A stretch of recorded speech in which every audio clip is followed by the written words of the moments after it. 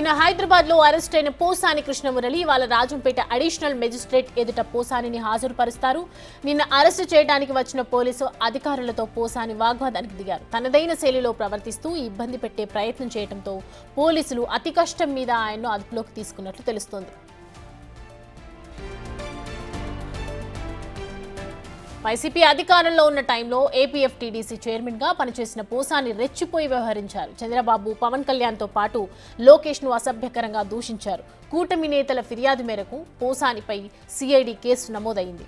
ఏపీలో పోలీస్ స్టేషన్లలోనూ ఆయనపై కేసులు నమోదయ్యాయి. టీటీడీ చైర్మన్ బీఆర్ నాయుడుని ఏకవచనంతో సంబోధించడమే కాక తిరుమల కొండపై దోపిడీ చేయడానికి వచ్చారంటూ అనుచిత వ్యాఖ్యలు చేశారు. దీంతో పోసానిపై బాపట్ల, అనంతపురం, పల్నాడు జిల్లా, నర్సరావుపేట, చిత్తూరు జిల్లా, యాదమరి, తిరుపతి జిల్లా, పుత్తూరులో పోలీసులకు ఫిర్యాదులందాయి. సార్వత్రిక ఎన్నికల్లో వైసీపీ ఘోర పరాజయం తర్వాత పోసాని ప్రెస్ మీట్ పెట్టి రాజకీయాలకు దూరంగా ఉంటానని ప్రకటించారు. తాజాగా పోసాని అరెస్ట్ ఏపీ రాజకీయాల్లో హాట్ టాపిక్ గా మారింది.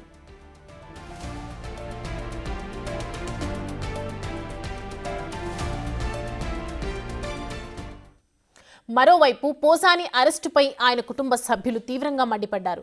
ఏపీ పోలీసుల తీరు బాగోలేదని తీవ్ర అసహనం వ్యక్తం చేశారు. ఈ అంశానికి సంబంధించి పూర్తి డీటెయిల్స్ తో మా ప్రతినిధి దామోదర్ జాయిన్ అవుతున్నారు.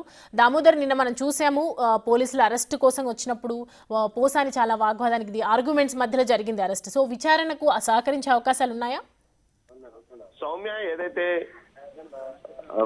సినీ నటుడు మాజీ వైసీపీ నాయకుడైన పోసాని కృష్ణమురళికి సంబంధించి పోలీసులు ఇప్పటికే అతన్ని మరికొంతసేపట్లో ఓబులాపురం పోలీస్ స్టేషన్ కి తీసుకొచ్చే అవకాశం ఉంది. మరోవైపు దీనికి సంబంధించి ఇటు సైబర్ క్రైమ్ పోలీసులు సైతం ఇటు రాయచోటి నుంచి జిల్లా కేంద్రం నుంచి ఓబులాపురం పోలీస్ స్టేషన్ కు చేరుకున్నారు. వారు ఏదైతే ఇక్కడికి వచ్చిన తర్వాత అతన్ని విచారించే అవకాశం ఉంది.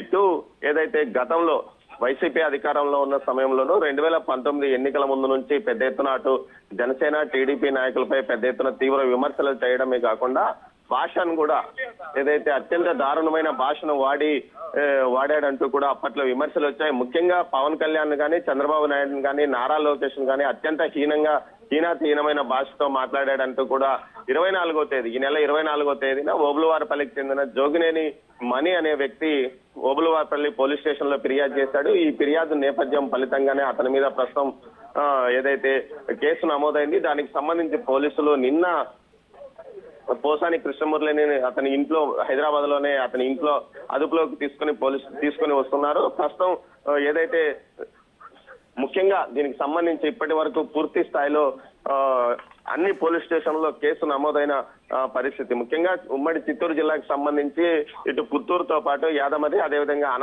అనంతపురం జిల్లా అనంతపురంలో కూడా కేసు నమోదైంది. దీనికి మొత్తం మీద ఈ కేసులకు సంబంధించి అతన్ని విచారణ కొనసాగిస్తున్నారు. ప్రస్తుతం ఇక్కడికి తీసుకొచ్చిన తర్వాత పీటీ వారెంట్ మీద మిగతా పోలీస్ స్టేషన్స్ కు తరలించే అవకాశం ఉంది. సౌమ్య.